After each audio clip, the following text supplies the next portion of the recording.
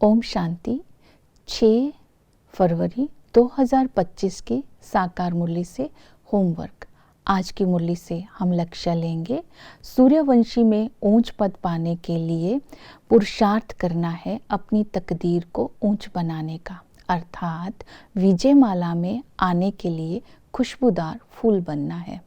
आज की मुरली से विशेषता लेंगे, ब्रह्मा बाप समान निर्व्यर्थ निर्विकल्प अवस्था को बनाना है। निर्व्यर्थ निर्विकल्प अवस्था को बनाने के लिए एक का पाठ पक्का करना है। एक रस, एक मत, एक बल, एक भरोसा, एकाग्रता, एकांतवासी, एकता।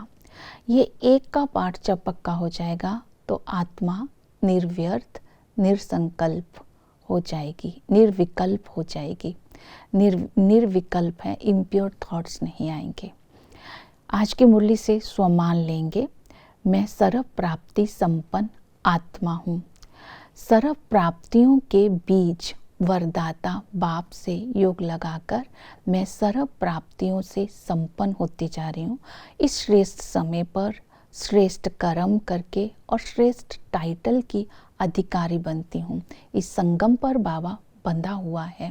बाबा कहते मैं तुम्हारा सर्वेंट हूँ, तो हमें इसका स्वरूप बन करके इसका रिटर्न बाबा को देना है। आज की मुरली से हम पुरुषार्थ करेंगे। पहला रहेगा योग बल। तो बाबा ने कहा, बेहद का बाप कहते हैं कि मुझे याद करो, राजाई को याद करो और घर को याद करो। जब हम बाप की याद में रहेंगे तब हम अपनी तकदीर को ऊंच बना सकेंगे, खुशबूदार फूल बन सकेंगे, विक्रम विनाश हो सकेंगे। तो हम बच्चों को ही बाप की यथार्थ पहचान है। जब हम बाप को यथार्थ पहचान के साथ पूरी रीति याद करते हैं तब ही आत्मा सतो प्रधान बन सकती है। इस समय हमारे बाबा के साथ सरब संबंध है।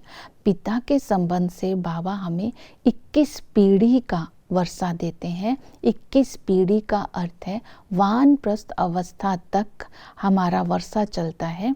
वर्षा है विश्व का मालिक बने का वर्षा। वही टीचर बन करके हमें पढ़ाई पढ़ाते हैं।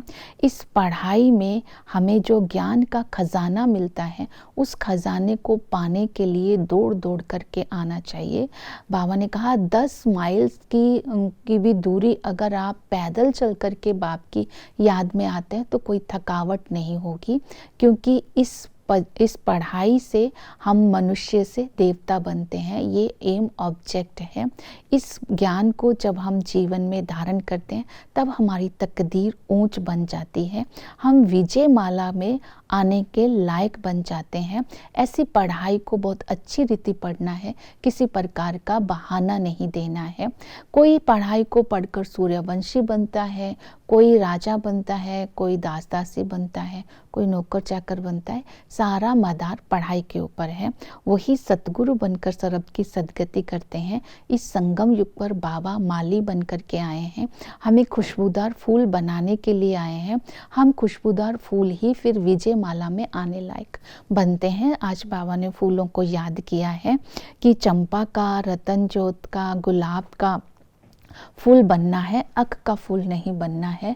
और धारणा के लिए बाबा ने कहा खुशी व नशे में रहना है कि हम 21 जन्म का राज्य भाग्य ले रहे हैं, खुशी रहनी चाहिए।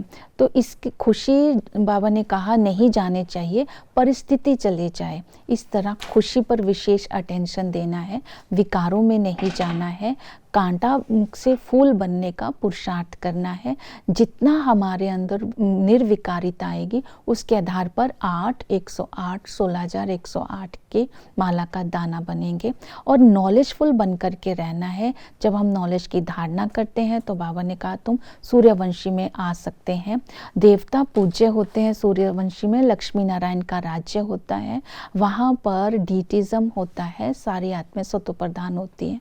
मध्य में सब पत्थर बुद्धि हो जाते हैं, आसुरी गुण वाले हो जाते हैं। वहाँ पर हर एक आत्मा के अंदर विकार आ जाते हैं। भक्ति पहले अव्यभिचारी होती है, फिर नीचे गिरते गिरते तमो प्रधान बन जाते हैं। अंत में आत्मा और परमात्मा का मिलन होता है और बाबा नई दुनिया की स्थापना करते हैं। हमें विजय माला के लायक बनाते हैं।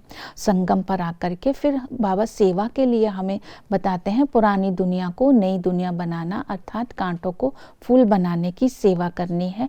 बताना है ये सारी दुनिया एक बगीचा है, इस बगीचे में भिन्न भिन्न प्रकार के फूल हैं, लेकिन हमें गुलाब का फूल बनना है। ब्रह्मा विष्णु शंकर परमात्मा नहीं है, शिव बाबा परमात्मा है। तीनों लोगों का ज्ञान देना है। और बाबा ने बोला ये भी बताना है शिव बाबा पर दूध क्यों चढ़ाते हैं, अक के फूल क्यों चढ़ाते हैं, और ब्रह्मा बाबा को ग्रेट ग्रेट ग्रैंडफादर क्यों कहते हैं। ओम शांति।